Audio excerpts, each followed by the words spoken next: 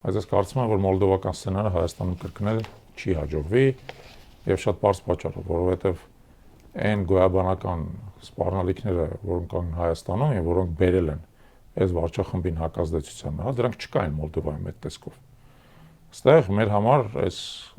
ամբողջ ընտրաշավը դա քաղաքական ընտրաշավ չի։ Դա նույնիսկ արևմուտք արևելք ընտրության խնդիր չի, դա խնդիր է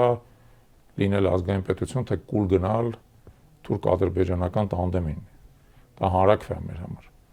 Մոլդովայում բոլոր դեպքերում ավելի շատ արտաքին կողմնորոշման խնդիր էր, այդ արտաքին կողմնորոշման խնդիրը Դե այստեղ էլ են այդպես դարձնում այս ընտրությունը։ Հա, բայց նույնիսկ եմ ասում, տեսեք, այնտեղ արտաքին կողմնորոշման խնդիր էր,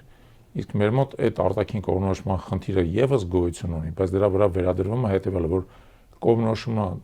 Մոլդովայի, կներեք, արևմտյան հարևանը Ռումինիան է, որ իրանց ազգակից պետությունն է։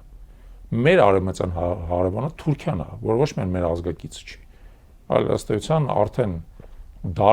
դարավոր թշնամին է եւ դա չի էլ թաքցնում ըստ էության։ Նույնիսկ երբ որ Թուրքիայում խելամիտ ձայներ են հնչում, որ ասում են պետք է Հայաստանի հետ փորձել հաշտվել, սահմանները բացել եւ այլն, միշտ բարձրանում է թրեշի գլուխ ընդեղ ու ասում են չէ, սպասեք, մինչեւ Ադրբեջանից բան չունենանք, ասես ասած թույլտվություն չունենանք, ոչ մի բան էլ չենք անի։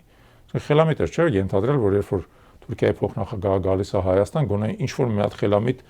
ժեստ կանի, չէ՞, ասենք բարի դերացիության կասել օրինակ, լավ այնուամենայնիվ բացում եք, ասում են, չարեցին, կարող էին օգտվել առիթից, այս վարչախմբի դեմը մի հատ այնպես ոսկոր գցեին, բայց նույնիսկ այդ չարեցին, որտեղ մինչև վերջ փորձում են խեղդել Հայաստանի Հանրապետությունը։